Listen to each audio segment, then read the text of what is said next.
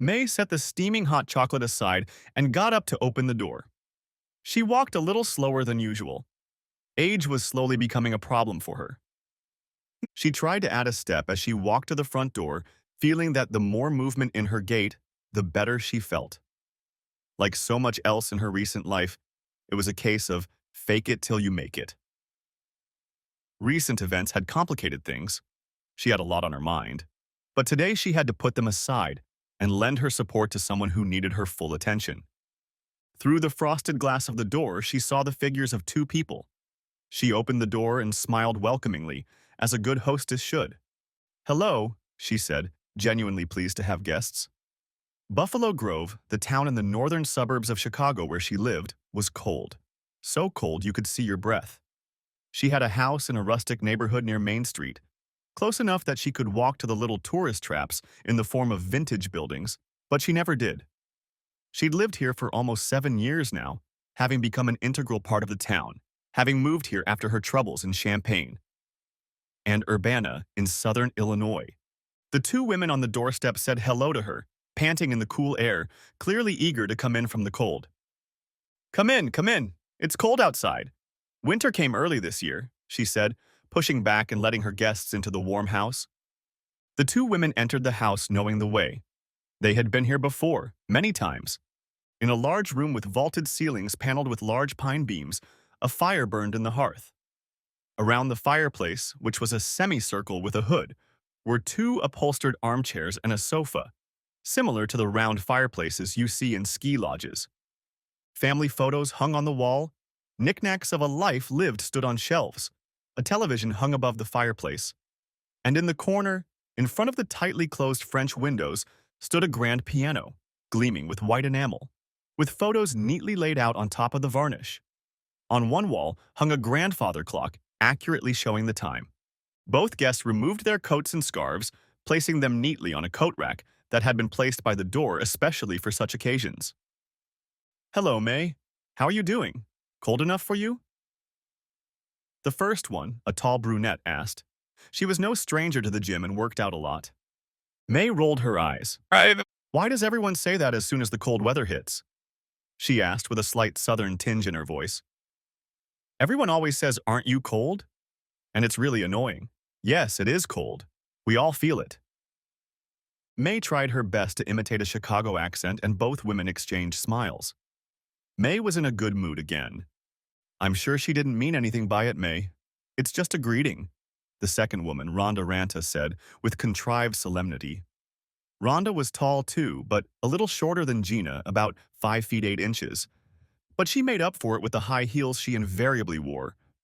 Rhonda had short blonde hair, clear pale skin, and was the living embodiment of Scandinavian beauty. Although she had lived in the United States for over 13 years, she had a very noticeable accent, and she sometimes missed words and sentences when she was worried or in a hurry. Today, she was dressed for the elements.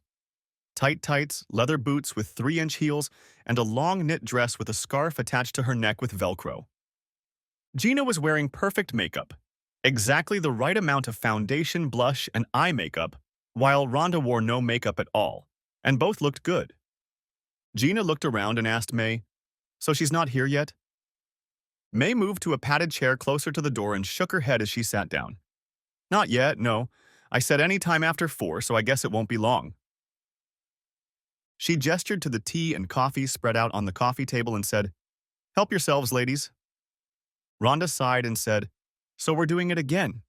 Opening old wounds again?" "That's exactly what we're doing," Gina replied sharply. "You know it's good for our souls. And those who seek us out need to know we're just like them, as good or bad as they are. They need to feel comfortable. That's the only way to get them to open up so we can give them the support they need. Also, telling stories is cathartic. Every time I do it, I find some new dimension. I explore it a little more. I probe that wobbly tooth with my tongue again, and one day, fingers crossed, it will come out." Rhonda looked at Gina again and sighed. I know. It's just that sometimes I feel like I don't want to. Like it just makes me feel worse. Having to relive everything all over again. It makes it almost impossible to move on, you know?" "Well, Rhonda, no one's forcing you to go back. I'd say that when you're ready to move on, you probably won't need us anymore. The fact that you're still here, May held out one hand, the other holding the still steaming hot chocolate. Rhonda smiled weakly, shrugged, and began pouring herself a cup of coffee. There was an awkward silence for a moment as May stared off into the distance and Gina and Rhonda poured their coffee. Gina caught Rhonda's eye and gave her a slightly embarrassed look. They settled down on the couch, each took a sip, and then Gina asked, "Did anyone watch The Good Wife last night?" Rhonda frowned. "God, we must be desperate if we're talking about that nonsense." "Good coffee, May," she said, nodding toward May. May smiled weakly back but was still far away in her thoughts. "No, but it can't be any worse than that awful crap Deanna used to make, can it? Remember?" Rhonda said, making gagging motions with her finger in her mouth. Rhonda chuckled. "Yeah, that was pretty bad, wasn't it?" The doorbell rang and all three looked expectantly in that direction. "Well," May said, setting aside her hot chocolate, "I guess I'll have to be the most hospitable hostess." Next, she went to open the door, leaving Gina and Rhonda behind. "I wish Deanna was still here," Gina said wistfully. "Well, she's got her own life, Rhonda. She's moved away. We still see her from time to time, but she doesn't need us anymore. Trey took care of that." "And Ryan," Rhonda muttered to herself. She was still a little annoyed that all their planning and scheming hadn't resulted in the desired outcome. See events after the game. Ed. Then May burst into the room, leading a young woman who was no more than 30. She was bottle blonde with dark root hair. She had fair skin with a slight redness around her eyes and nose that said she had been out in the cold too much, or too much crying, or both. She was wearing a light summer coat over a knee-length wool dress, and she was clearly cold. "And these are the girls. This is Rhonda, and this is Gina," May said, and led the new girl into the room. "You look frozen, dear. Gina, would you be a dear and get Brooklyn some coffee? She needs to warm up. It's Brooklyn, isn't it? Do you prefer Brooke?" Brooklyn looked around, assessing the room and trying not to be too conspicuous at the sight of the other two women. "What? Oh yes, Brooke, Brooklyn, Bree, whatever. I answer to everything, just not to hey slut. I've had enough of that from Josh. Here, sit in front of the fireplace, dear. Sugar? Milk?" Brooklyn lowered herself into the chair at right angles to the couch and looked gratefully at Gina, who handed her coffee, pouring it from the fine china tea set on the coffee table. "No, please, Black." "How do you like your men?" Rhonda asked, trying to brush it off and immediately realizing it was the worst thing to say. "Don't mind her, dear. She thinks she's funny. We don't have the heart to point out to her otherwise," May replied calmly, noticing the frustrated look on Brooklyn's face. "I'm sorry," Rhonda said. "I'm not thinking straight. I'm nervous. New person. You know how it is." Brooklyn held her gaze for a moment, and they saw the internal struggle to escape. Eventually, the struggle won out, and she said simply, "It's fine," in a voice that said it might be fine, but don't do it again or you'll get your ass kicked. Fine, as all men have realized by now, is a code word for women. It actually means totally not fine, but I'll accept it and I won't do it again. It's a word that makes men shudder. It was obvious to the short woman that Brooklyn wouldn't put up with the extra crap. "So, Brooke, we've got kind of a standard way of melting the ice here. I know you're hurting. We've all been there and can emphasize that. We know you need support or you wouldn't have come to us. Don't be afraid to talk a lot at this meeting. We are here to bare our souls to you, not the other way around. We want you to know that this is a safe place, and the only way we can do that is by telling you our stories, to let you know you are among friends." Brooklyn looked at Gina and smiled uncertainly. "That sounds good, I guess. I don't. I'm all worn out right now. I've done so many things, and I just don't know what to do. He hardly ever talks to me. It's mostly his shark lawyer. We've never gotten along. He's a weasel." Gina crouched on the edge of the couch, reached out, and placed her hand on Brooklyn's arm. "It's okay. We've been where you are now. Things are getting better. Slowly, but things are getting better. I think it's worth noting one more thing, honey. We're not a man-destroying group. We're not a coven of embittered women who think all men are bad. As I said on the phone, we're here to support each other and try to get our lives back on track. We've all made mistakes, and we don't hide it. This is not the place to justify our actions. If that's what you need to move on. We recognize the mistakes we've made and try to accept them. Or as they say today, take them on and move on, rather than making it all someone else's fault, May said, entering the conversation. Yes, Rhonda said, nodding her head in response to May's comment. Yes, we have to admit our guilt. There may have been extenuating circumstances, but they have to be dealt with individually. We all screwed up, and part of the job of this little group is to accept that and help each other move on. It's like a 12-step program, only without all those pesky steps. No higher powers making me twitch, that's for sure. So, I just don't know what to do right now. I'm sued, living in this shitty studio apartment. I've seen the kids 4 times since all this happened, and the only lawyer I can afford is just disgusting. Josh says he'll treat me well in the divorce, but I don't want a divorce, and he won't even have a serious conversation with me. We talk, but it doesn't immediately devolve into name-calling. Brooklyn wheezed at the end of her story, growing more and more frustrated as she continued. It's okay. Don't worry, Brooke. We're here to help. We're not going to help you get revenge or try to financially destroy your husband, but you're not alone. We've been through what you're going through, and we'll be by your side. Why? Brooklyn snorted, shifting her gaze from woman to woman, genuine curiosity struggling on her face with self-pity. Why would you do that? You don't know me. You don't know what I've done. What I'm still doing. The last sentence sounded like a pitiful cry.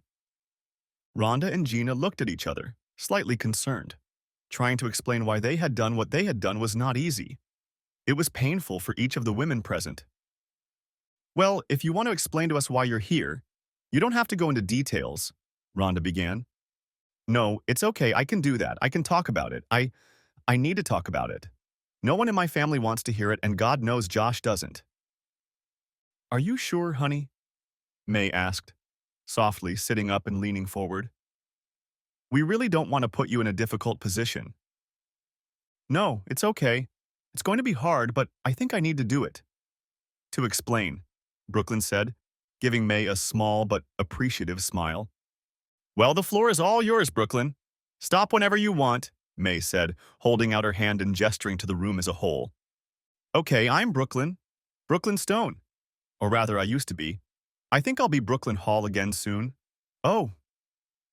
Brooke was silent for a few moments, mulling over her words. None of the other women spoke, giving her time to calm down.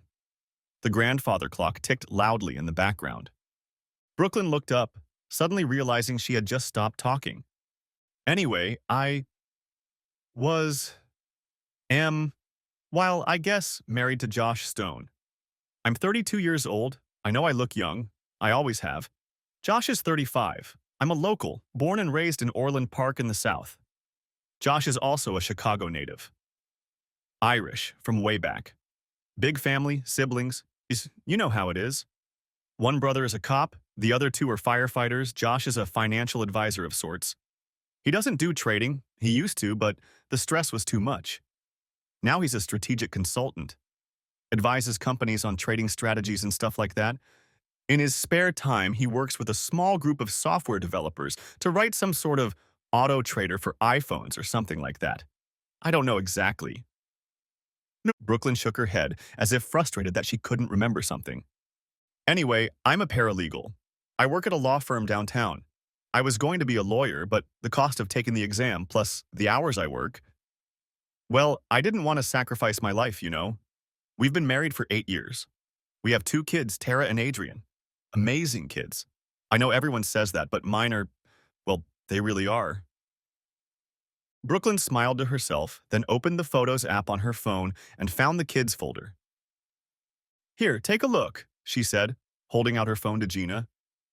Gina couldn't help but notice that Brooklyn's hand was shaking. Gina took a look, leaned over to Rhonda, and made the appropriate noises that people make in these situations. She then handed the phone to Rhonda, and the latter handed it to May, who did the same. So, Gina asked, slowly handing the phone back to Brooke. Oh, yeah, said Brooklyn. Well, it was good, you know? A good marriage. Josh was wonderful. We met at a church party. I mean, neither of us are particularly religious. I was just serving brownies with my sister. She's a pastry chef. And he was there as part of the Big Brothers Big Sisters of America program. I mean, that's Josh. The big Boy Scout and savior of the world. Well, at least the lost world. It was one of those things called love at first sight, you know? Brooklyn spoke wistfully, looking back. Gina looked at Rhonda with a smirk. Both knew exactly what she was talking about. We just chatted for hours, and we had a phone number. He insisted on taking a picture of himself with my phone and attaching it to the contact number he added. He then insisted I do the same. Anyway, you know how it is. Dates, movies, flowers, food, hot evenings, romance, the whole 9 yards. If there was a romantic gesture to be made, he made it. He even had his dog deliver the ring to me when he proposed. My family just adored him. And I think he liked me. Well, partially liked, that's for sure. Too much? The last two words were spoken as if in a low voice.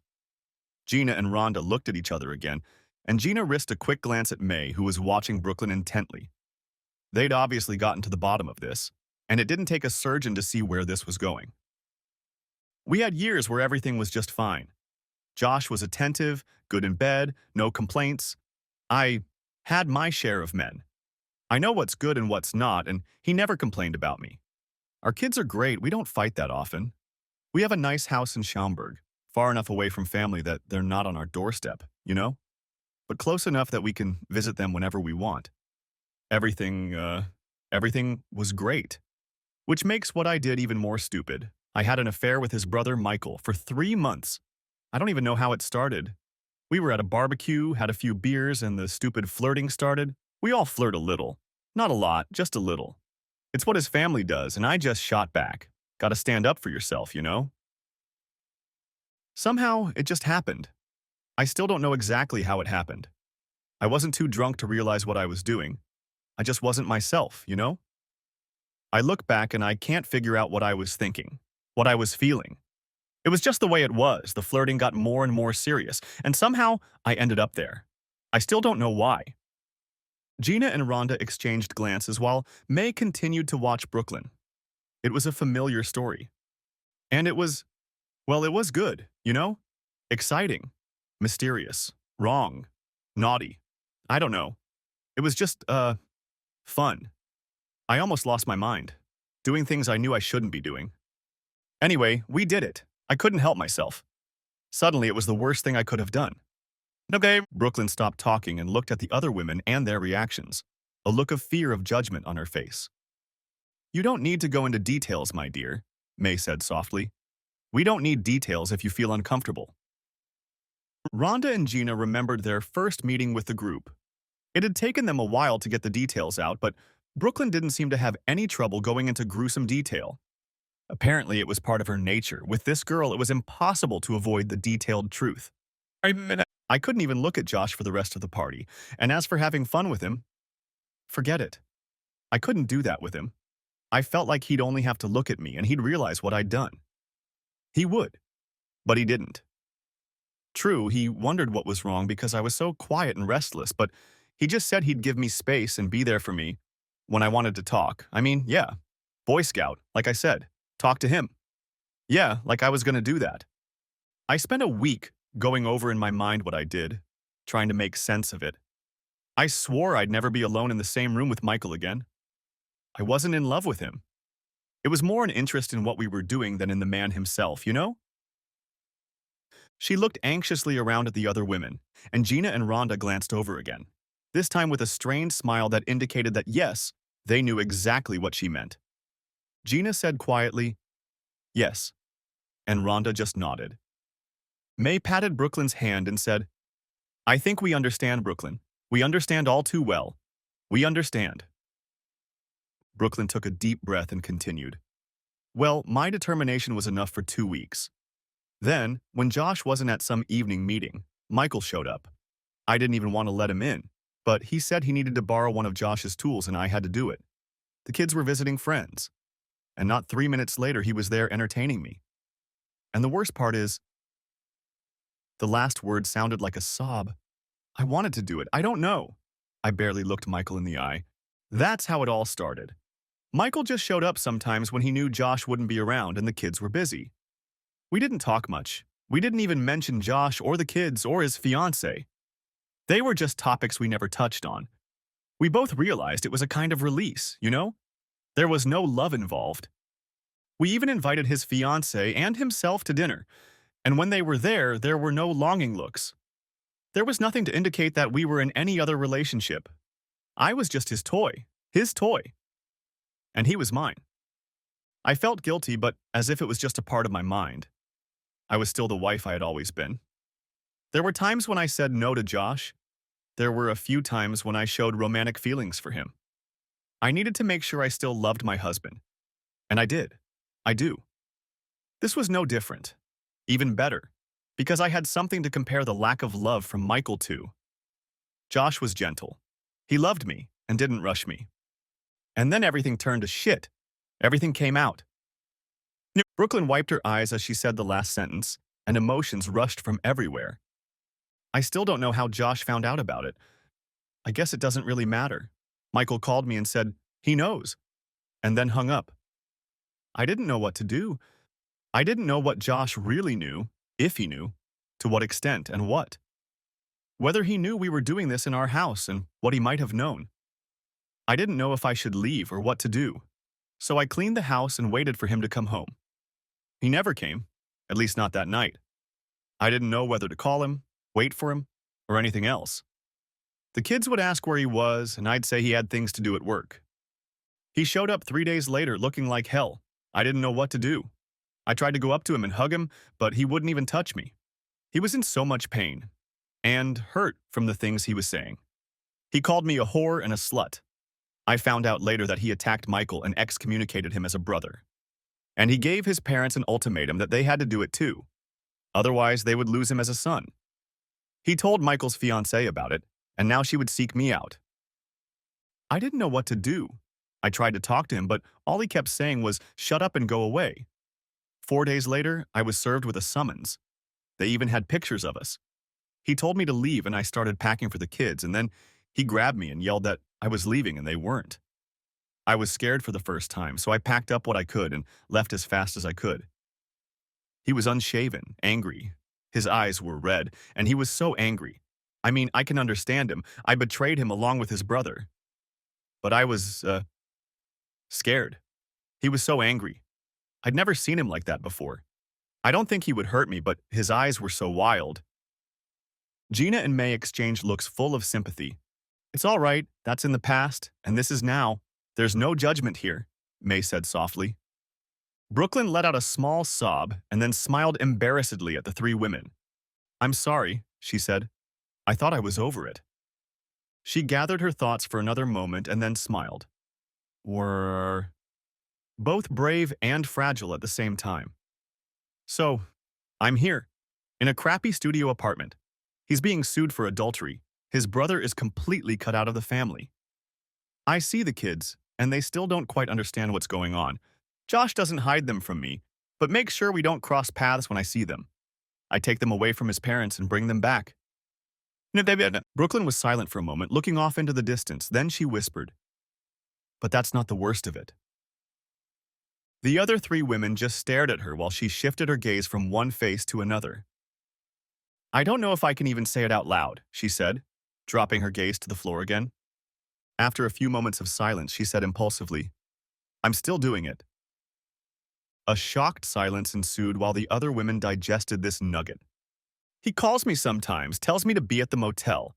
And for some reason I go, she said languidly, still staring at the floor. I don't have anything else to do. Josh makes sure I have enough money to live on, but not much more.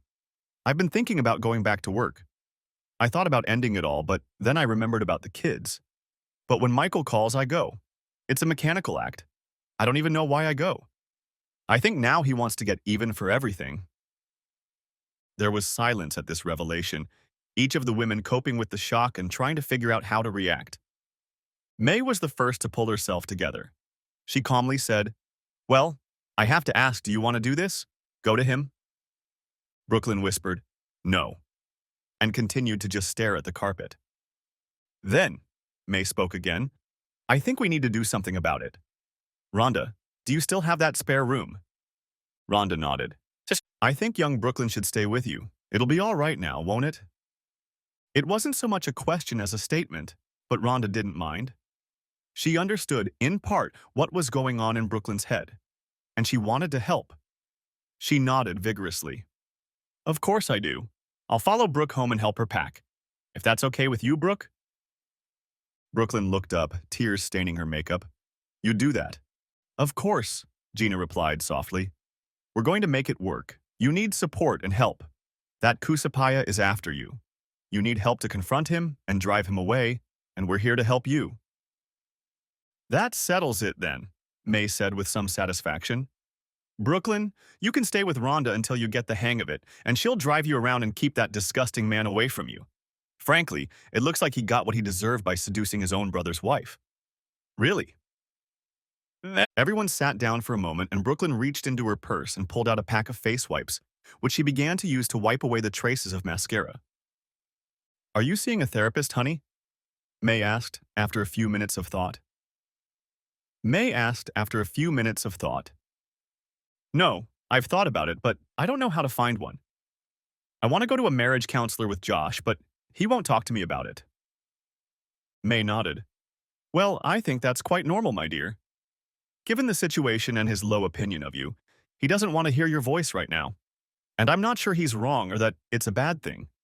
While it is true that there is only a certain time when you can make a difference, it is also true that if the offended party doesn't want to even try at that point, it won't work.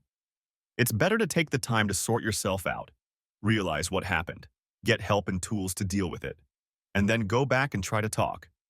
It may be too late, but going with despair on top of despair isn't the best way to go either.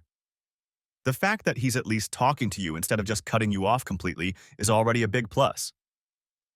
Gina interjected, Brooklyn should use my woman. She's really good. What about the guy Deanna used? May asked. Gina shook her head. She needs a woman, May. Look at her. May looked at Brooklyn, who was slowly crying again. Yeah, you're probably right. Can you picture Gina? May asked. Of course I can. You know you can, replied Gina, happy to be able to offer something substantial. I don't know if I can pay for it. I'm still on Josh's health insurance, and I'm not sure if it's covered. Hush, child, May said a little sharply. She continued in a slightly softer voice. We can help. You just need to talk to someone qualified. We can offer support, but we're not therapists and we don't claim to be. Don't worry about the cost. We'll decide that later. Brooklyn wiped her face with the tissue in her hand, looked at the other women, and said with trepidation, Why? Why are you doing this? Why are you helping me? Don't you know me? I don't know you. Why are you trying so hard to help me? There was surprise in her voice, but it was a fair question. In fact, it was the main question of the evening. The reason she was here in May's house. May made a sound similar to the that people make when about to embark on a long and detailed answer. Well, she said for the third time, we all have a past. You've heard us say many times before that we've all gone through it and been where you are now. Those aren't just words. All three of us in the past have made questionable decisions. All of us have hurt other people, made mistakes, and then often made them worse. We've created a support network of sorts for those who, like us, have made mistakes and need a safe place to talk about it, deal with the situation, and either devote ourselves to trying to recover or, if necessary, move on. Brooklyn recoiled slightly and said, You all screwed up like I did? Oh, baby, Gina said with a smile. You have no idea. Really? Brooklyn asked with a very small smile on her face, which was the first time they had seen each other. Oh, yes, Rhonda interjected firmly. Very serious indeed.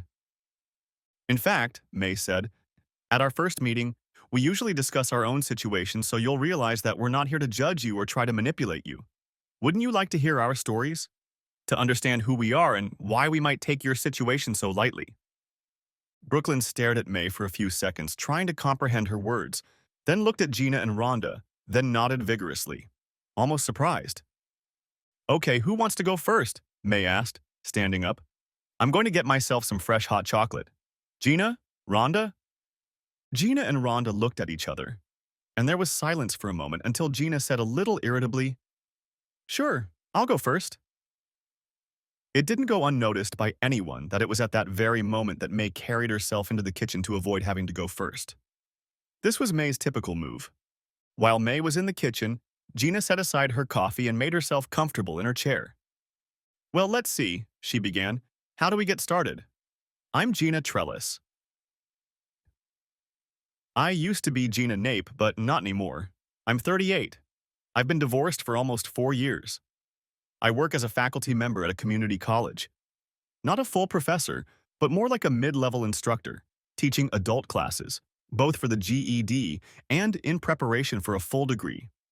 I primarily teach English, although I teach some physical education classes as well. I spend a lot of time at the gym and have a small career as a pole dancing instructor. I teach belly dance as well, but honestly, most girls want to know how to twirl around a pole and not look silly while doing it. She stopped and smiled shyly. Yeah, I know.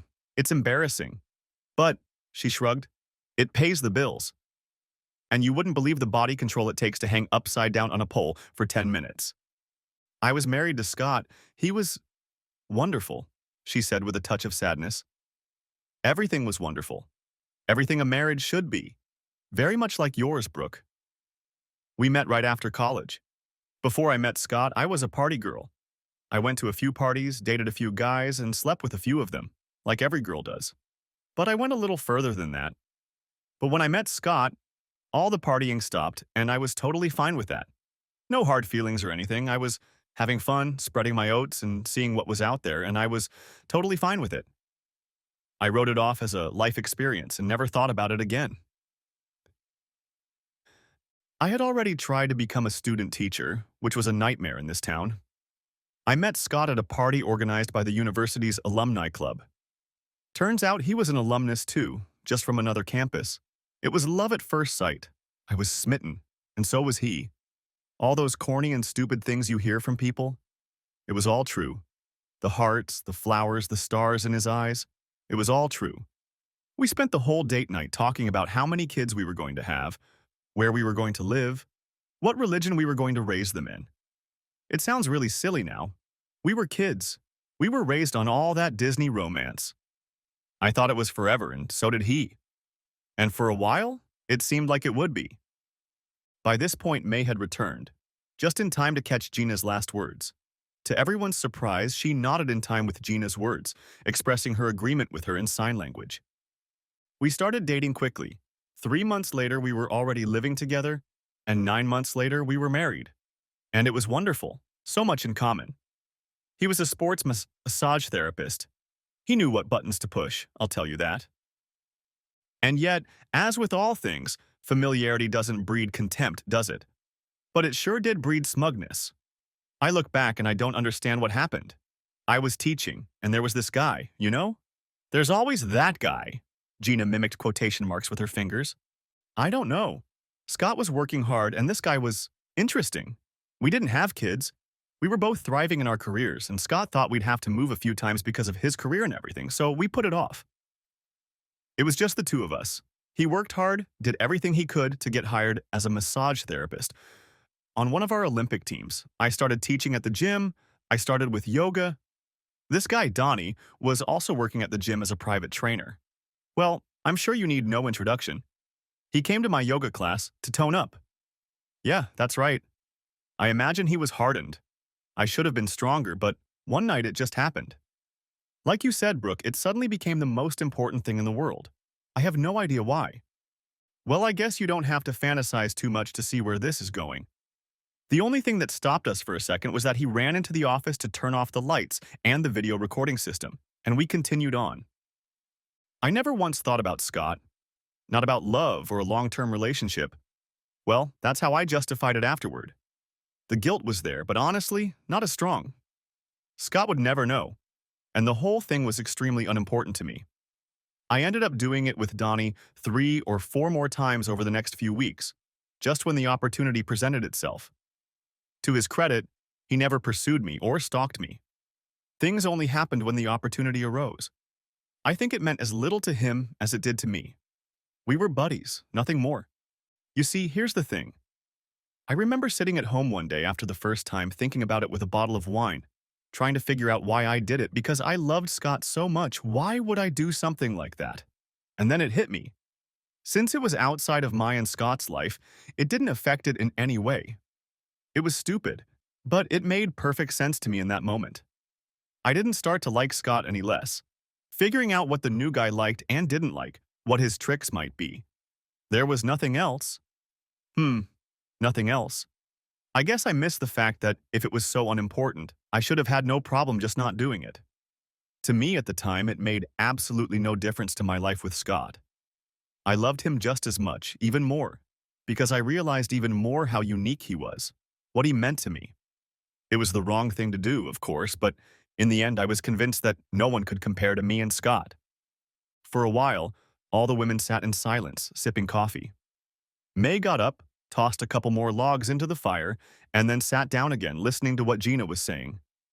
The women pondered what Gina had said, studying her statements and trying to relate them to their own experiences. But, Gina continued, I obviously didn't think it through very well.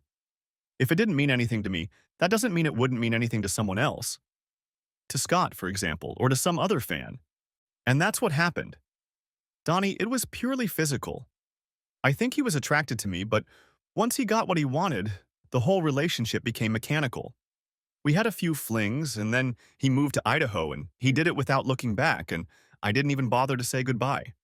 That should give you an idea of what, well, just no relationship we had. I felt like I had already made up my mind. I needed to find a positive side to what I had done, and that was it. I wasn't looking for more extracurricular activities, but if they happened, Scott had absolutely nothing to do with it. I still adored him, and he adored me. Isn't it amazing how easy it is to lie to yourself?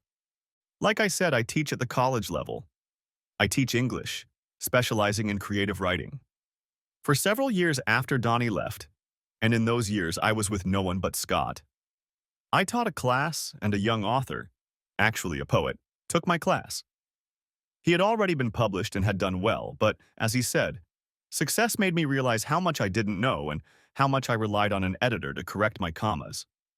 He felt that by becoming a better storyteller, he became a less sharp writer. Interesting, isn't it? So he returned to community college to refocus on the mechanics of writing. And that's how I met Leo. He was younger than me, only 23 years old. He was a poet, one of those fire and brimstone poets who give readings and get so turned on. He was good, too. Impressive. Gina looked around at the unsympathetic faces of May, Rhonda, and Brooklyn. Well, he knew. She excused herself, getting a little heated. It didn't hurt that he was dark and gothic and interesting, but one night it happened. I was rather curious, would the fire and brimstone of his reading manifest itself in bed? As it turned out, yes, he was good. We had a great time. By then I had long since gotten rid of the guilt. I'd done a lot of work convincing myself that since it didn't mean anything to me, it shouldn't mean anything to anyone. We did it 6 or 7 times, and I didn't pay much attention to it. But then he started hitting on me. I didn't pay much attention to it. He saw a lot more in our relationship than I did. I mean, I should have. After all, he was a poet. Sheer emotion and no logic. I told him it was just a physical relationship. I love my husband, and he will never replace him for me, no matter what he thinks. We can have fun, but nothing more than that. Of course, he wasn't listening. Didn't notice the signs. The fact that he wrote a poem about me seemed sweet, but I didn't read it properly. He waited until the evening reading, when he knew Scott would be there with me, to read his opus and then confess his love to me at the end, and asked me to dump Scott and become his muse in front of everyone. A truly powerful moment, he thought. Scott thought the whole thing was ridiculous, right up until the moment Leo explained that we already had intimacy. Scott was furious. I'd never seen anything like it. I didn't know Scott could be like that. He turned the table over, big and heavy, to reach Leo, who was suddenly genuinely frightened. You could see it in his eyes. It's one thing to have an emo crowd come on stage and believe every word you say. It's another when a very angry husband who can flip you in half with one hand is trying to push people out of the way, trying to get to you to do just that. Gina stopped, panting slightly. Her eyes widened slightly as she mentally replayed the episode in her mind. Scott looked at me when Leo made his statement, and I just couldn't react to it. He knew right away that it was true, and just went into a rage. He threw one punch at Leo and absolutely flattened him, and then everyone piled on top of him. They held him down while other people pulled Leo out. They tried to get me to leave, but I was hysterical and didn't want to, pushing away a couple of people who were trying to push me away. The police came. There were a lot of witnesses pointing at Scott. It all came out. Scott had calmed down a bit by then, but wouldn't talk to me or even look at me. They took Scott away to register him, and I followed in our car. They didn't let him out that night, but they did the next day. When Leo left, there was no evidence to hold him or anyone to press charges. I'll never forget the way he came out. He was unshaven, red-eyed, smelled bad, and he didn't even look at me. He just got in the car and we drove home. Not a word was spoken. I didn't know what to say or do.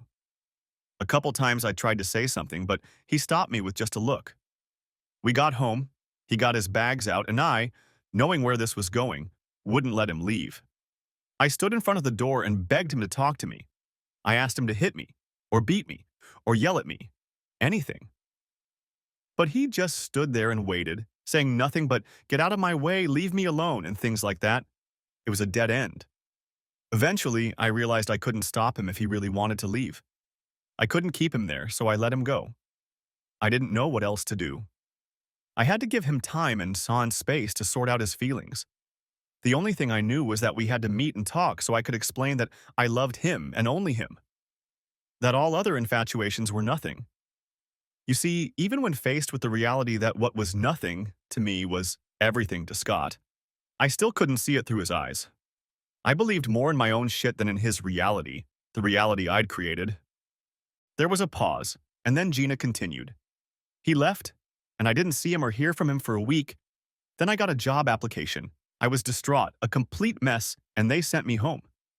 After that, I saw him one time. Can you imagine? I talked him into meeting me for dinner so I could explain everything. I was so nervous. It didn't do anything. I didn't know what to say, a bunch of the usual, "it doesn't mean anything." "I just love you. We can get through this. I'm sorry." Well, what else can you say under those circumstances? He made sure I was okay financially. We sold the house and I got a small one-bedroom apartment in Des Plaines. I never found out where he moved to. His friends had moved away to their homes and, although cordial to me, kept me at a distance. His family? Let's not talk about that. It wasn't pretty. I wasn't getting the slightest hint as to where Scott was or how he was feeling. I was going crazy. What was he thinking? How much pain he must be in. Without thinking, Gina twisted her hair in one hand. She was no longer addressing anyone in particular, just talking to the world. "I've been seeing a therapist, the one we're going to send you to, Brooke. She helped me finally realize that I've been trying so hard to convince myself that it doesn't mean anything. And I really believe it doesn't. That I hadn't even considered what it might mean to someone else. After all, since it didn't mean anything to me, it shouldn't mean anything to anyone else, right? I was so diligently practicing self-justification that I didn't notice the fact that I was willfully ignoring the thought of what it might do to Scott. And now I think I did it because I knew what the outcome would be. And so I tried my best to cloud my eyes so I would never think about it." Gina snapped back to reality and smiled sadly, but regretfully, at the other women present. "Sounds like you really can get confused about everything, huh?" Brooklyn looked at her in horror and asked uncertainly, "What happened? Did you explain?" "Oh, I explained everything, or tried to.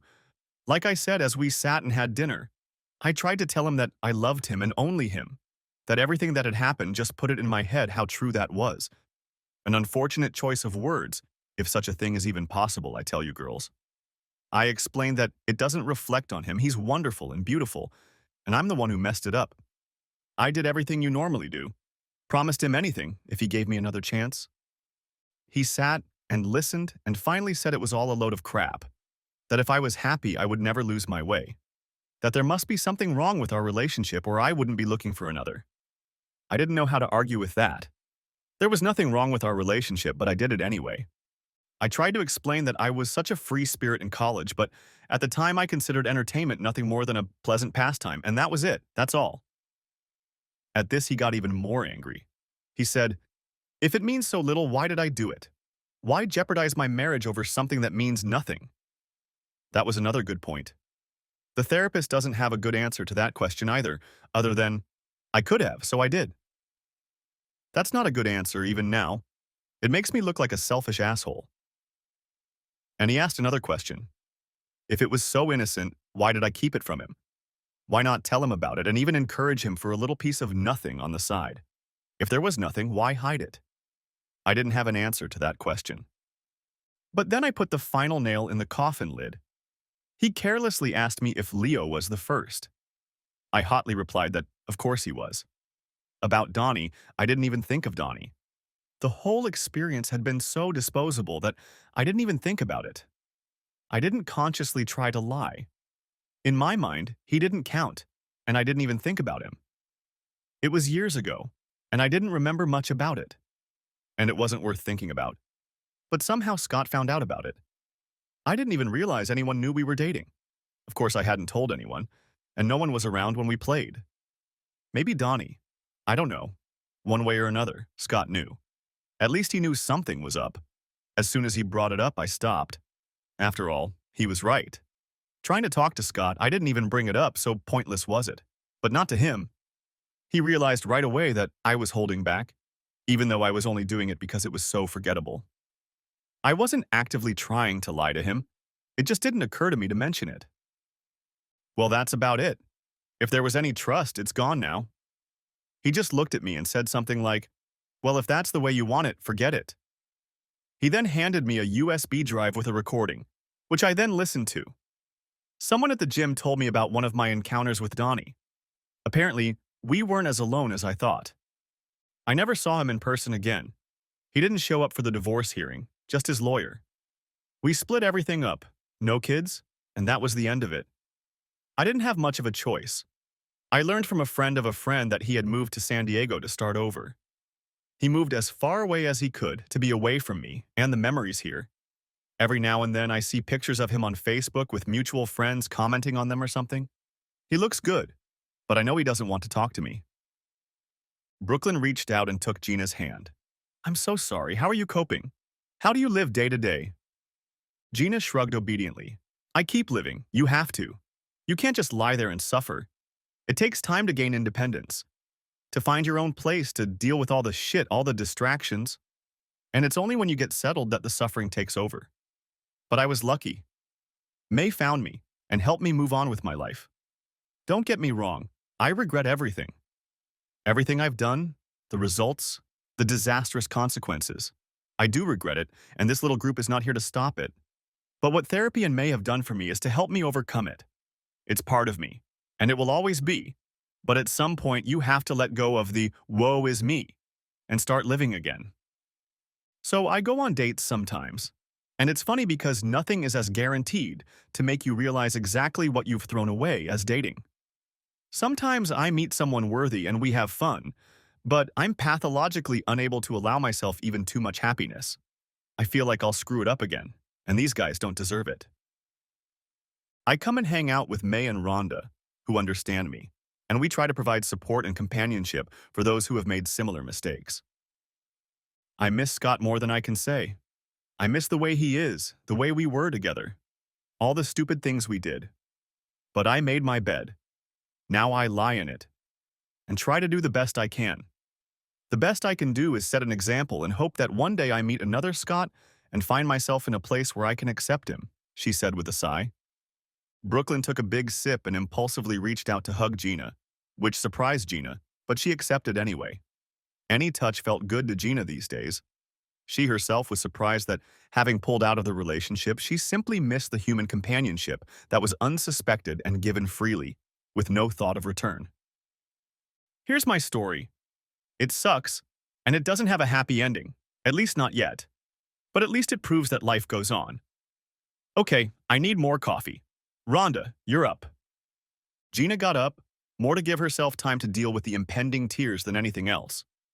Rhonda, desperate for a way to change the tension hanging in the air, said wistfully, "Well, the hell with her, Gina. I enjoyed having fun with her." And just like that, Brooklyn and May smiled, and even Gina chuckled for a moment. "So what's your story?" Brooklyn asked, feeling genuinely curious. She was starting to relax with these women and didn't feel judged. She was among equals. With questionable backgrounds, no doubt, but still among equals. "Oh," Rhonda said, waving her hand and waving the question away. "My husband and I have had, how shall I put it, broke up with a few. It was fun, but it got out of hand. He kind of got left behind. That's about it." Silence ensued, and May, sipping her hot chocolate, just stared at Rhonda. Rhonda stared back defiantly. May pursed her lips and was about to say something when Rhonda loosened her grip.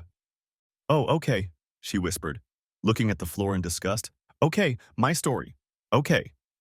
"If you don't want to," Brooklyn said, holding out her hand to Rhonda. "No, May's right. We have to, we have to do this. It's just hard. Like ripping a Band-Aid off a wound that hasn't fully healed." The women waited for Rhonda to gather her thoughts. "Okay, so, yes, well, I'm Rhonda Frey, Finnish by birth and upbringing. I came to America as an exchange student when I was 18 and managed to get a place at Northwestern University. I got an educational visa, stayed, and fell in love with the place. I love Chicago. I love America. I'm a citizen now, you know? I'm never going back to Finland, land of eternal sunshine half the year and eternal darkness the rest of the time. It's cold and miserable here. Here you can be free and turn from sunshine to snow in an hour. There are beaches everywhere, lots of stuff. It's gorgeous. And the men. Oh, the men. I could ride a different cowboy every day." Everyone smiled. Her enthusiasm was contagious. "When I was in my last year of college, I studied engineering. And I'll tell you girls, if you want to be pampered, engineering is the place to be. All these men, and they have no choice. There just aren't many beautiful women engineers around here. I know it's rude, but I've been Miss January and February and March. You know." Anyway, when I was in my senior year of high school, I met Jocelyn. I was so simple then, so small.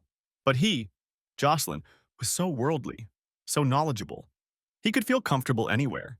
He was a man of the world, and I was right there with him. It was great. His parents had money, and he had a trust. He wasn't super rich, but he wasn't worried about the next paycheck either. He was the link. It was a weird thing. He didn't so much make deals as he gathered people who made deals, and he was getting a cut of the profits himself for the introductions. His family was well known in Chicagoland, and he had access to everyone, and he could do it across social strata. He felt just as comfortable at a bar on the South Side as he did at Fleming's Steakhouse. And he took me with him. It was exciting. I met him at a college fundraiser. A good-looking engineering student never hurts, and from the first minute, there was a connection between us. I learned so much from him. My world and my brain expanded. It was a whirlwind romance, just like in the movies. He was kind to me. Kind. Took the time to explain everything I didn't know about this country. Well, I'm sure you can see where this is going. We were married 10 months after we met. My parents came from Finland and hated America at first sight. But they smiled and put up with it for me. "Tolerated," Gina interjected, smiling. "What?" Rhonda asked. "That's tolerated. Past tense, not tolerated. Sorry, English teacher. I can't help it." Rhonda looked at Gina for too long, then continued. "Yeah, they grated on me." She put quotation marks on her fingers. Gina picked up her coffee and smiled, greeting her. 13 years in this country, and she still corrects me. Rhonda rolled her eyes. Gina's smile grew even wider. "Anyway," Rhonda said caustically, "we were married. Things were good. I had a couple kids, like a good wife should. We had a boy, Xander, and a girl, Lena. Everything was fine for about 4 or 5 years, and then it all went to shit. You know how it is. I love my kids, but it felt like I was living their lives instead of my own. Joss and I slowed down. He got more things to do, and he started traveling for a big deal he was organizing." Brooklyn bit her lip and looked at Rhonda. Rhonda noticed this and indignantly replied, "No, it's not like that. I didn't go to someone else's bed while he was at work. He came home, the deal was done, and then we talked. I mean, really talked. About what we wanted, about how our lives weren't that interesting. We could talk, you know, when we wanted to. We both realized that life wasn't that interesting, and we wanted to solve that problem. And we talked to each other." Rhonda stared into space for a moment with a wistful expression on her face. After a moment, she waved it away and continued. "Anyway, we wanted to bring some excitement back into our lives. So we started talking about fantasies. We started talking about our relationship, how strong it was, and what we could do and still be on good terms with each other. I know he wanted a threesome with another woman. They all do, don't they?" The women all smiled and nodded. "We've talked about it. how it could happen. And I said, if he gets a threesome with a woman, what about me? Would I do a threesome with another guy? How would he feel about that? I was in no way threatened by another woman. We had a long discussion about what we could do, what we could and couldn't do, and so on. I had to see it. I had to see what it meant. I'm an engineer, for crying out loud. I'm logical and can understand how one thing leads to another. But I missed this important event. That's the right word, isn't it? Important? In the end, we decided we'd give it a try. And we gave it a try. It was interesting. But Joss didn't like it at all. It's so obvious now. I was so selfish. I got what I wanted. No, what I didn't even realize I wanted. And he got almost nothing, just watched me have fun. He could have said no, but he didn't. But in that moment, as he said later, he brushed me off, realizing what I was saying. He wasn't saying yes or no, he was letting me decide. He was reacting to what I decided to do. That night, back home, we were distant from each other. He had no intention of coming back. He was so angry at me, and I just vented my anger at him. It was just awful. It hurt him so much, and I just wanted to go and hug him. And he left the bedroom and the house. He didn't come back for 3 days. I called him and left messages, but I didn't know where he had gone. Eventually, he came back. He had been on a bender with friends. Our relationship was never the same again. Every time there was intimacy, it felt like there was someone else next to us. I realized I was on thin ice, so I just let things go. It took a while, but things mostly went back to normal. It was his birthday, I got a hotel room, and I think he had a good time. But I was so careful, I didn't want bad images popping up in his head. So all the way up until Halloween, everything was fine. We had a tradition. We always went trick-or-treating with the kids who live next door to his parents. They live in Palatine, and their neighborhood is very popular for that kind of fun. Kind of like a place they go to on Halloween. There was no such thing where we lived. And then they would stay at Grandma and Grandpa's and eat all the candy because Grandma and Grandpa are so easy on them. And we would go to a party instead. We might have ended up at Russian Division or at a party at someone Joss knew. And this year, Joss had to go out of town. He had a financing deal for some TV show, and he had to be in LA for Halloween. And I was sitting there wondering what I was going to do. The kids would be happy with their grandparents, and I'd be alone. And I did something colossally stupid. I dressed up and went to a club.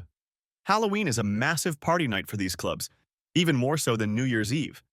I thought, Joss will never know, and I could have fun and no one would be upset this time. Looking back, I think, how stupid I could have been. Things were getting better with Joss and I, but I couldn't stop thinking about how good it had been there, and I wanted more. But I didn't want Joss to be mad at me, and this seemed like the easiest way to do it. No one got hurt, and I certainly wasn't in it for love. Still, I went. It was a great class. Every couple months, I managed to find a way to go alone. In doing so, I made sure Joss was well taken care of. Everything was fine. Until the wheels fell off. Rhonda paused for a drink. When she looked back, she saw all 3 women staring at her intently. One time, Joss was at some golf competition in Milwaukee and stayed the night. I went and had a blast as usual. To make a long story short, there was another couple there that night that I didn't know, and had only met in passing. But they knew me, and they knew Joss. And when they noticed me walking around, they couldn't believe it. They told Joss, of course. He hadn't been back from Milwaukee for a week, and I had no idea he knew what I was doing. He just said I had business to attend to.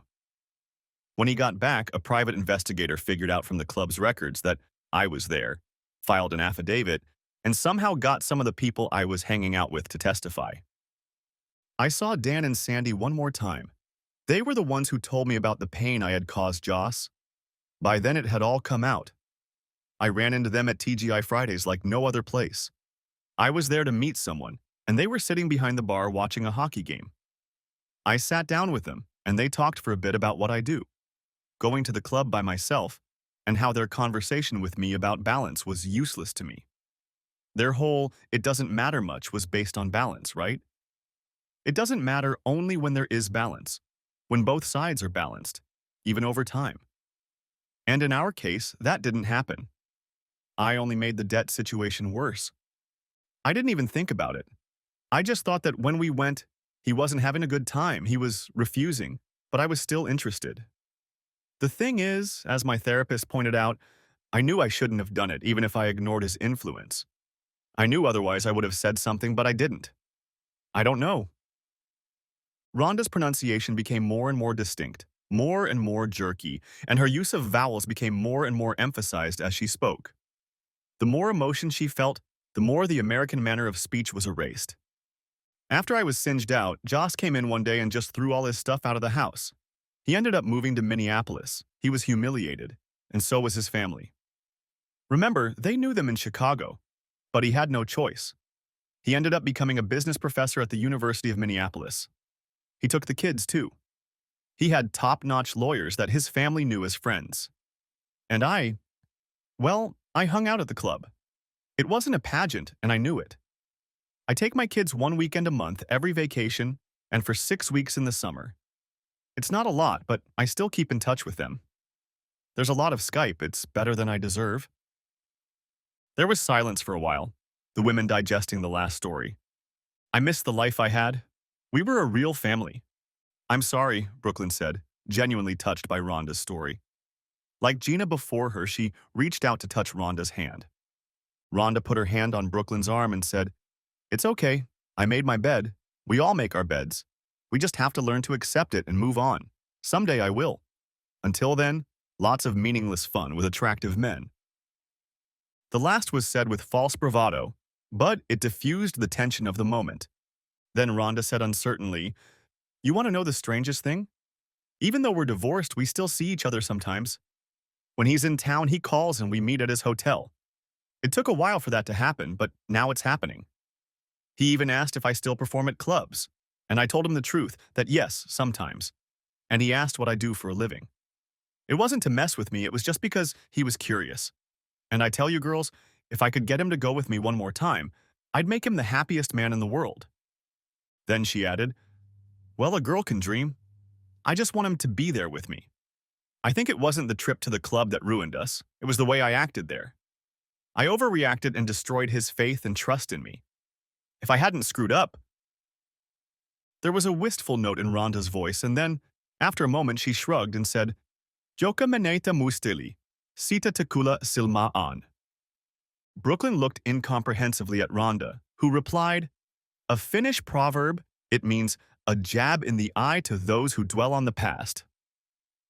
"Ah," Gina said wisely, as if she had guessed what Rhonda was talking about. "How about another drink? I'm sure the coffee pot needs attention," May said, rising from her chair.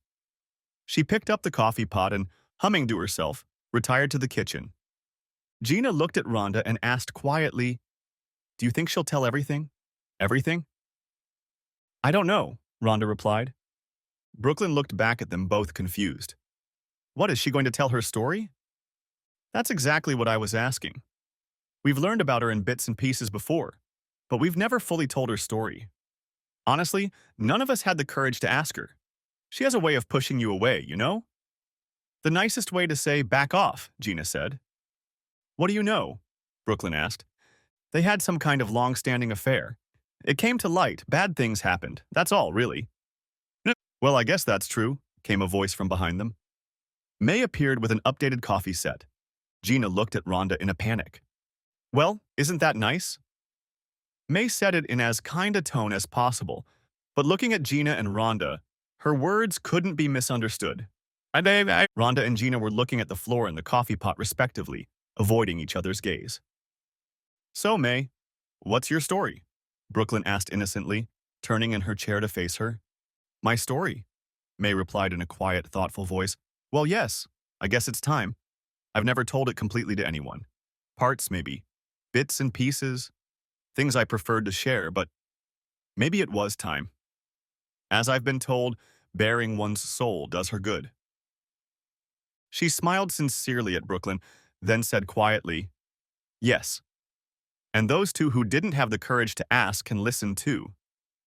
And Gina and Rhonda raised their eyes and looked at each other.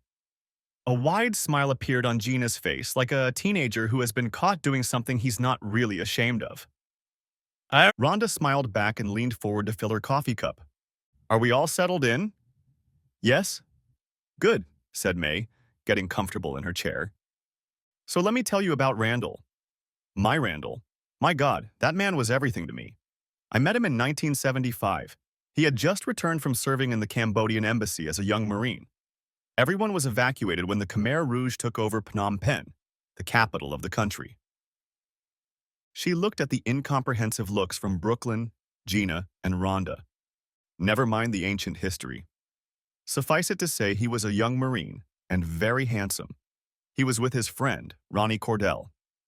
I knew Ronnie from high school. He was a soccer athlete, so everyone knew Ronnie. He became friends with Randall when he was in the service, and Randall came back here on vacation with him. We were at the dance. At the disco, actually. It was that time. I was never interested in it, but my friends loved to dance, and the Bee Gees, Donna Summer. They were on trend. I was working as a nurse at the time. I met Randall at some club, I forget which one, in Champaign-Urbana, where I lived, and I was smitten at first sight.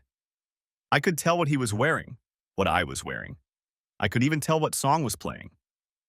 It was Love to Love You Baby by Donna Summer. He was wearing jeans, boots, and a plaid shirt, and I was wearing a yellow sundress. She paused, looking off into the distance and remembering the past. He was so handsome. He was standing there with a beer in his hand, and I was just looking at him. Then Ronnie came over and said hi, and introduced me to Randall, and I was stuttering and babbling, and he took pity on me and asked me to dance. It was heaven. He was heaven. I didn't know it was him I was waiting for, but it was. That night I realized I was going to marry him. We had 4 dates and no sex, thank you. And then he had to leave again, back in the service. He wrote every day and called when he could. He came every vacation when he could. He was stationed in Georgia as part of the security detail at some base. On his 4th leave, he proposed to me, and I said yes before he even finished asking. A year later, he discharged, moved to Urbana to be with me, and we started living together. I lived with him. Even in the 70s, it wasn't exactly what ladies of my upbringing did, as my mother used to say, but I wanted him so badly I did it anyway. A year later, we were married, and it was bliss. Just the best day of my life. Not like today's weddings, small, just our friends, and such a wonderful night. Perfect temperature, not too long, no drunk uncles, just perfect. And the night, oh my God, this man knew how to love. I mean, I wasn't a virgin. This was the 70s. The burning of bras in the previous decade and everything else meant there was a lot of experimentation. I'd been around and explored a bit. I knew the difference between a confident lover and a clumsy one. Or worse, a confident lover whose confidence was misplaced. That's the worst, you know. And thankfully, Randall was confident for all the right reasons. Looking back, I still don't know why we waited. I think it was misplaced chivalry, and on my part, an attempt to be like my parents' generation, with a man I truly loved. I look at today's kids and how they jump into bed with everyone before marriage, and I think it's a healthier lifestyle. Knowing that you're compatible with your partner before the marriage commitment is just better, isn't it? Bottom line, suffice it to say, Randall was great. Loving, confident, attentive, smart, funny, soft, and accommodating when he needed to be, and hard as concrete when he needed to be. My perfect man. We lived in an apartment in downtown Urbana, and he took a job there as a property manager, or as you would say today, construction manager. He was both a handyman fixing things and an office manager checking out new tenants and everything else. It was a fantastic time. It seemed like anything was possible. He had no family except his brother in Idaho, whom we saw periodically, and my family, my mom and 2 sisters. My dad died of heart failure in 1972, and his parents died in a plane crash in 1968. We were happy. We saved up our money and bought a small, well, not so small these days, apartment, and life was wonderful. I worked at the hospital for an oncologist, and Randall fiddled around the house. 3 years after we were married, I got pregnant and we had Ezra, my little Bonnie boy. He hated that expression. Then Ellie, 18 months later, and finally Cameron, my baby boy, about 2 years later. You can see them in the pictures on the mantle. The women all turned to look at the many pictures on the mantelpiece. Pictures of May with small children, grown children, individuals, in places like the Grand Canyon and the Golden Gate Bridge in San Francisco. Gina and Rhonda had seen them before, but never knew exactly who was pictured in them. They guessed it was May's family, but she never reported it, and they never had the courage to ask. The picture is of Randall and the two boys, she said, sipping warm hot chocolate. Randall was a large man, almost 6 feet 2. His hair had thinned, but he hadn't succumbed to the dreaded comb-over, just a shortcut. Both of his boys kept up with his height in the picture of the two of them with the Statue of Liberty in the background. He had piercing blue eyes, which both of his sons also had. The goofy smile indicated a sense of humor, as did the fact that he had attached rabbit ears behind both of his boys' heads, clearly unaware of it. We traveled everywhere. That's what we both loved. All over the States, indeed, all over the world. We've been to Egypt, Asia, Europe. I loved London. Randall did too. He stared into the distance for another long time. Memories of better times again. He was so good to me, and I was so good to him. We just understood each other, you know? It was a couple made in heaven. I gave him what he needed, and he gave me what I needed. It worked out in the end. He ended up owning the building he managed and then bought several more buildings. By the time we separated, we owned 2 apartment buildings, 3 office buildings, and 3 parking lots, as well as 4 duplexes and our own house. After 8 years of marriage, we moved to a much nicer place. It had an indoor pool and even a billiards room. It was all very fancy and cool, let me tell you. Our 4th of July parties were the talk of the town. I got into politics when the kids were grown. I was bored, so I quit my nursing job when Ellie was born. Randall supported me, and even helped fund my first run for city council. The next thing I knew, I was already running for mayor. And I won. Sort of. I mean, I actually got elected. Those were cool times, girls. Like I said, anything seemed possible. And it was, right up until the very end. A silence ensued, during which May only frowned. Rhonda and Gina fidgeted with impatience, and Brooklyn sat with rapt attention. Well, that was Randall. He was my everything. That's why it's so hard to talk about Dexter. May glanced uncertainly at the other women, wondering if she was really being reasonable. In for a penny, in for a pound, she thought to herself. They bared their souls, and continued. So did Dexter. He was everything that Randall wasn't. Or, more to the point, Randall was everything Dexter wasn't. Randall was stable and solid. Dexter was flighty and always on the go. Randall represented determination, while Dexter ran from commitment like a cancerous tumor. Randall thought out everything he was going to do, and Dexter, if the thought crossed his mind, did it. Randall had a slow and quiet sense of humor, while Dexter thought everything that happened was relentlessly funny and made fun of everything. Randall took long and hard to get everything he had, while Dexter came to him easily and left just as easily. One day he spent thousands, and the next, he found himself owing thousands. I'm sure you girls know what I mean. He wasn't so much a bad boy, as they say, as he was a little boy. But he was fun to be with, and for some reason we just couldn't leave each other alone. I had met him before Randall, and we had a torrid affair for 3 or 4 months. It wasn't a fulfilling relationship, which became clear very quickly. Dexter wasn't just a runaway. He had wandering eyes, wandering hands, and a lack of maturity and conscience. Frankly, after 2 or 3 days in his company, you just had to talk to an adult. But there was something about him, like a wounded bird. You couldn't resist the urge to pet him and make him laugh. When I met Randall, I hadn't seen Dexter in months. I realized who Randall was as soon as I met him. He was my soulmate. But Dexter, he was my playmate, if you know what I mean. He'd show up for weeks at a time, and we'd make time to hang out. I just couldn't resist him. Even when we got married, it continued. Like you ladies, I knew exactly where and who was buttering my bread, so Dexter was something of a naughty interlude for me. Like a bad habit? He knew he had no chance of anything long-term with me, a real relationship, but he'd show up after 8 months of being in Paris or somewhere, call me, and we'd meet for a cup of coffee and then chat for a couple hours. You mean hookup, don't you, May? Gina said a little caustically. May, the matriarch, was standing in front of her, and she finally recognized her as human. Gina couldn't help but feel a sense of satisfaction. May sighed. If you mean we've been doing physical training, then yes, we have. Dexter had an exuberant imagination, Randall less so. Dexter, on the other hand, could already tell what could or couldn't be done to her. Randall wasn't boring, but Dexter, well, you just never knew what he would do the next moment. That went on for years. He was like my second husband who went away a lot. He'd come back, tell me stories about where he'd been, what he'd done, who he'd done things with.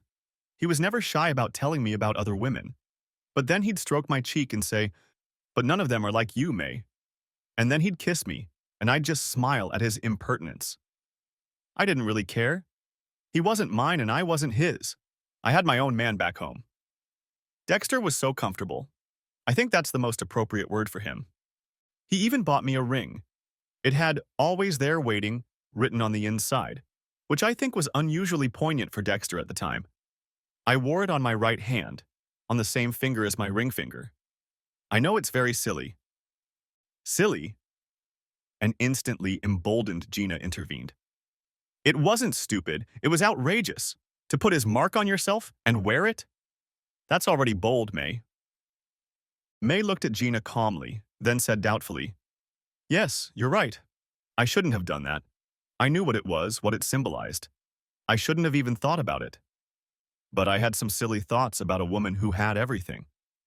A husband she was devoted to and a lover who scratched his teeth. It was pure arrogance and stupidity on my part.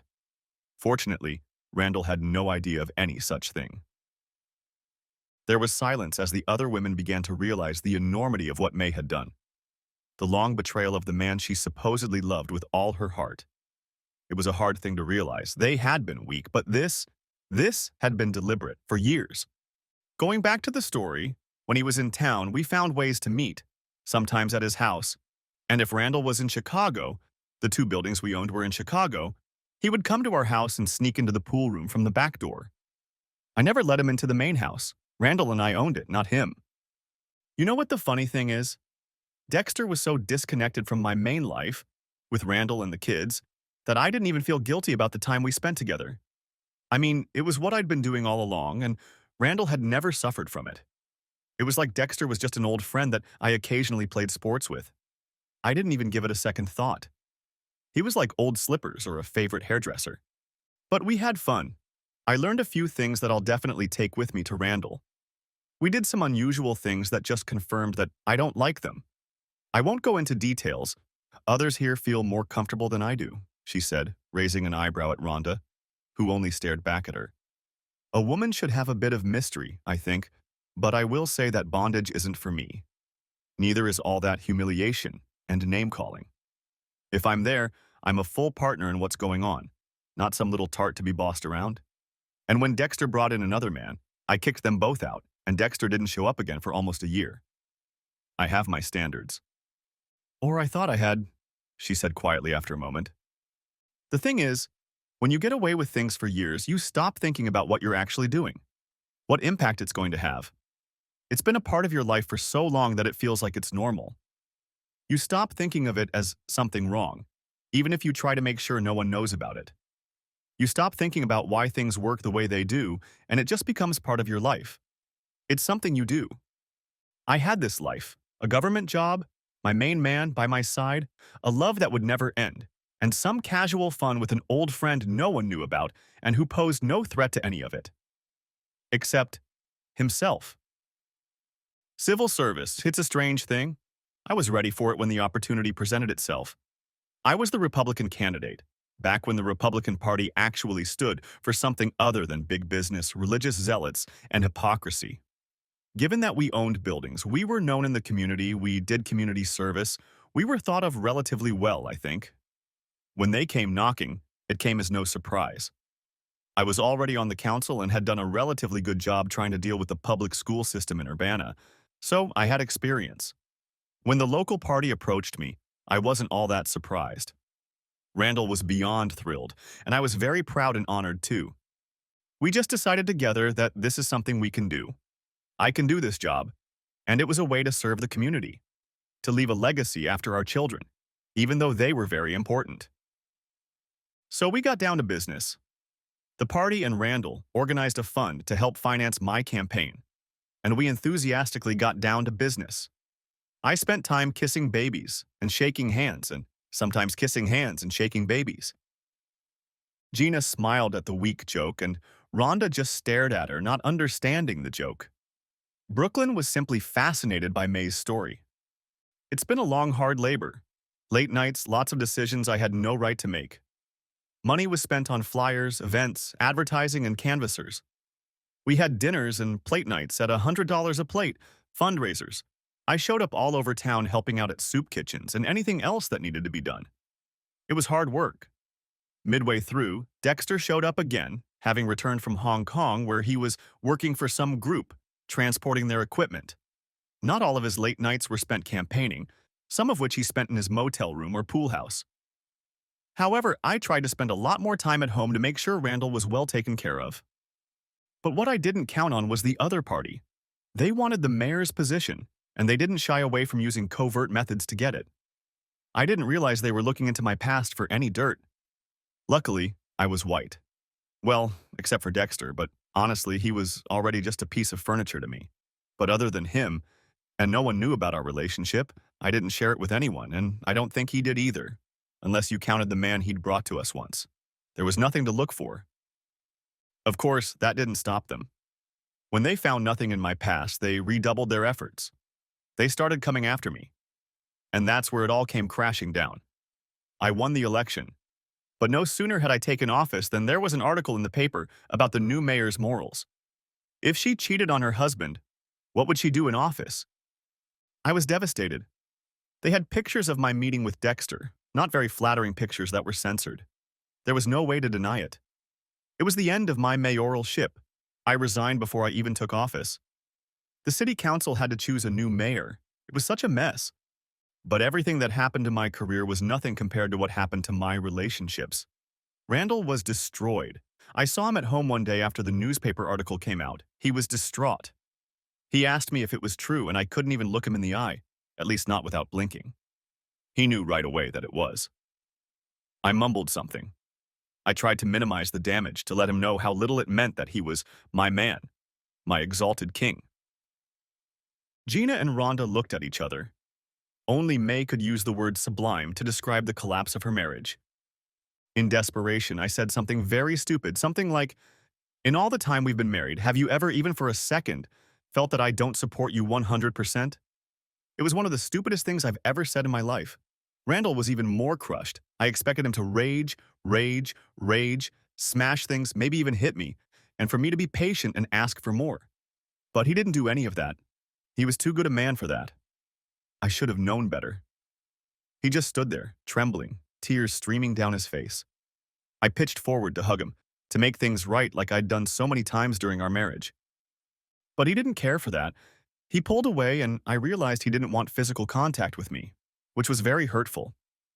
I was well aware of the damage I'd done, but facing it this way, well, he just turned and went upstairs, and I followed him, trying to explain how much I loved him and only him, and that this long affair has only strengthened me in that. May raised her eyebrows at the other women in a self-deprecating gesture. Yes, I was really trying to equate a 30-year affair with a benefit to our marriage. I'm sure you ladies said equally stupid things when you were figuring things out. It speaks of desperation, of frantic attempts to stop a train wreck. We've all been there. It was not a pretty sight. I sobbed and was willing to do or say anything to make it better. It's so ridiculous when we say we will do anything to make it better. I remember when Deanna said that to Ryan and he asked, "What would you do to make it better?" There was no answer, right? But I offered, thinking I could, somehow. But it wasn't meant to be. Randall packed his bag, military guys pack fast, and just walked past me. I sobbed and collapsed in the doorway of our bedroom. I tried to grab his leg as he walked by, but he just kept walking on. I honestly don't know who sobbed more, me or him. He was gone in a second. I don't need to tell you ladies how bad I felt afterward. Like I said, I resigned over the phone, apologizing to the local party leaders. They had nothing to say except resignation accepted. I asked them to alert the media, which they did. For the next few days, I hardly went outside. The kids all contacted me, and Cameron came to see me the next day. He was still in Chicago. All he did was worry about me, and I could barely talk to him coherently. He didn't even ask about the affair, just worried about my well-being. Ellie and Ezra arrived near the end of the week. By then, however, what I'd done had already been made public. Of course, there were no details. No one knew it was permanent. At first, the kids consoled me and just worried. Then, one by one, they grew colder. They were at their father's house and he gave them some details like the duration. Apparently, he started investigating the affair too, found Dexter. And Dexter, after threats from very large men, laid out completely and thoroughly everything he thought. And then he ran away, far, far away. Honestly, I didn't expect anything else from him. Dexter was always more concerned with himself than anything else. So Randall knew everything, or at least everything Dexter had told him. I tried to contact him repeatedly, calling, leaving messages, texting. Texting was new then, but Randall was always in the loop, emailing him, sending letters through his office. When I called his office, his assistant Tracy had just informed me that he was out of the office and had left instructions that he would be gone for a while. I had no idea where he was staying, a hotel, one of the apartments in our buildings. I had no idea. May paused, taking a deep breath to rid herself of this very emotional memory. As it turned out, the kids hadn't heard from him for some time. Ezra thought Randall had gone off somewhere to lick his wounds. Ellie and Cameron were sure he would get in touch when he recovered from the shock. But that didn't happen. There was complete silence, aside from the ticking of the clock, even louder if possible, as the other women froze in anticipation of May's every word. If a pin had fallen to the floor at that moment, it would have made a sound like the striking of a gong. She looked at them, trying to smile, and the smile hid the pain and simmering emotions in her eyes. Randall died 4 days before our 30th anniversary, 5 days after he found out what I was doing. Brooklyn sighed slightly and Gina and Rhonda stepped back. "I'm sorry, May," Gina said, on autopilot as she picked up the words. "Yes, I'm sorry for your loss," Rhonda added. Brooklyn just sat there, covering her mouth with her hand in shock, eyes glistening in the corners. Randall's body had been found at the local Marriott Hotel 4 days after Cameron had last spoken to him. He had been dead for 2 days. According to the coroner, it was a massive heart attack caused by stress. Apparently, his heart swelled up, misfired, and then stopped, and he died almost immediately. That's what they said at the inquest. But I knew more. I know what Randall died of. It was a broken heart, and I broke it. May's voice trailed off at the last sentence, and she busied herself searching for a napkin among the coffee utensils on the table, so the other women wouldn't see the tears in the corners of her eyes. Finding one, she looked up and saw the other women look away in respect for her feelings. She wiped her eyes and then said, "It's okay, ladies. It's just that I'm silly and emotional."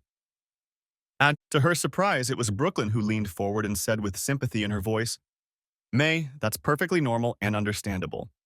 If you've never told this story before, if I may say so, now is the time. You need to unload a little, and so do we." Gina and Rhonda looked at each other and raised their eyebrows. This new girl had shown a resilience that neither of them had expected. Her sympathy was remarkable and genuine. "It's only 4 days until our 30th anniversary. 4 days. The kids and I were planning a big party to celebrate my victory in the mayoral election and our joint anniversary combined." There was dead silence in response to that statement, and that was 2 days before his birthday. "Jesus," Gina whispered. "Helveti," Rhonda said, also in a sotto voice. Brooklyn just sat there, stunned. "And I killed him.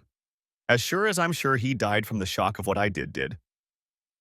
No one knew what to say to that. Pure denial would have been obvious. Finally, Gina made an attempt. "May, you can't know that. If his heart was enlarged, he probably had something that would have caused problems anyway."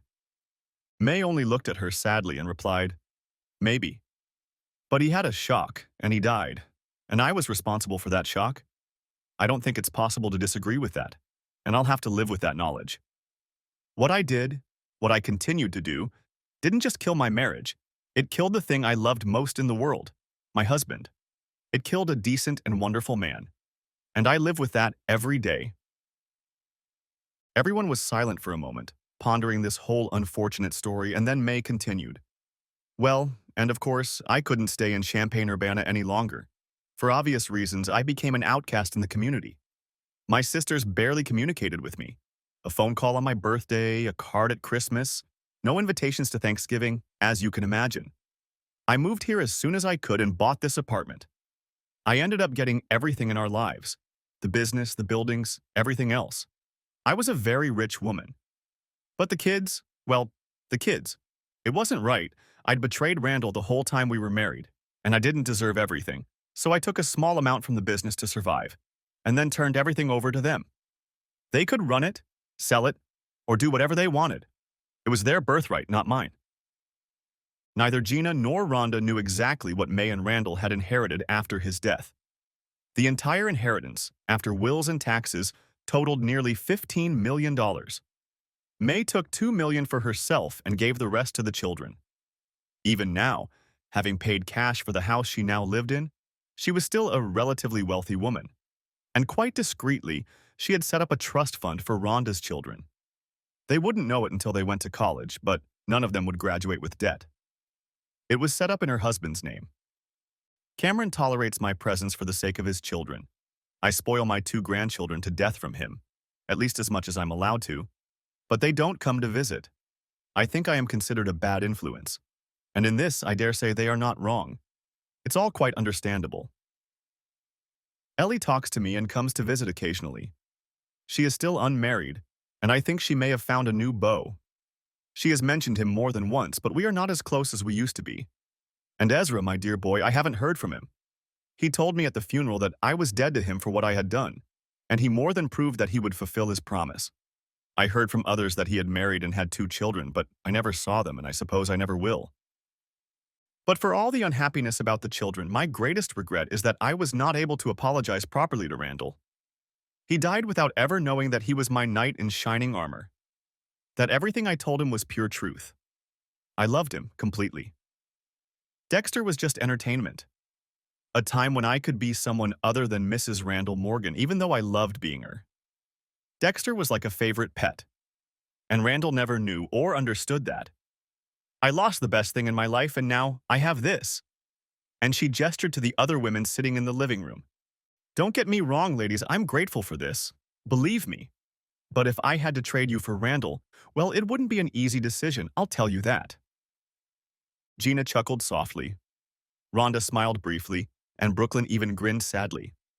They could understand each other. They would have made the same choice too. The only reason I'm telling this story, even though these 2 Hari are trying to drag it out of me, May said to Brooklyn, waving her hand toward Gina and Rhonda, who recoiled in mock horror, is that Dexter died last week. I got a message from an old high school friend in Urbana. I contemplated whether or not to go to the funeral, but in the end decided I'd better not. Dexter had already taken enough from me, or rather, I had already given enough. I need to pay my respects to Randall, and my showing up at Dexter's funeral wouldn't be the right signal. It's not much, but it's all I can do.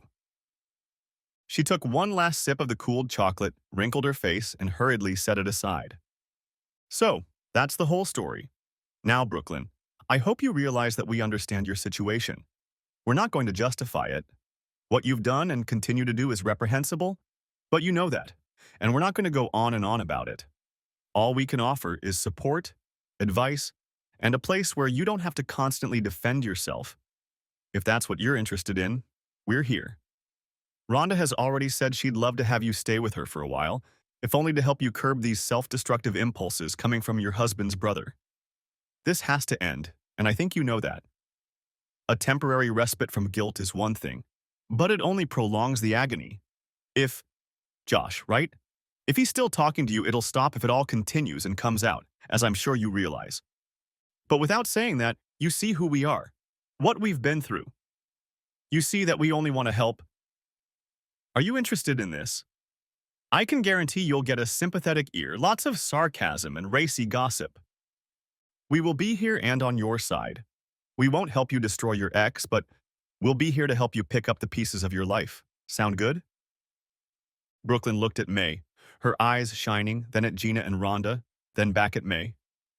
Her voice trembled when she said, I think that sounds good. I need good news so badly right now. New friends. Thank you for being there for me. Thank you for helping me. Her voice broke off halfway through, and May leaned forward and patted Brooklyn on the back of her palms. It won't be easy, but you're not alone now, child.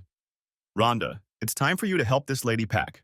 Before you go, May got up and went to the kitchen, then returned, carrying a bottle of Wallersheim Prairie Fume wine. Here, I suspect you two will need a bottle or two tonight. This one's on me. It's a good wine, this Prairie Fume. Won 2 gold medals, don't you know? Who'd have thought Wisconsin could make great wine? She handed the bottle to Rhonda, who nodded appreciatively to May as the other 3 women stood up.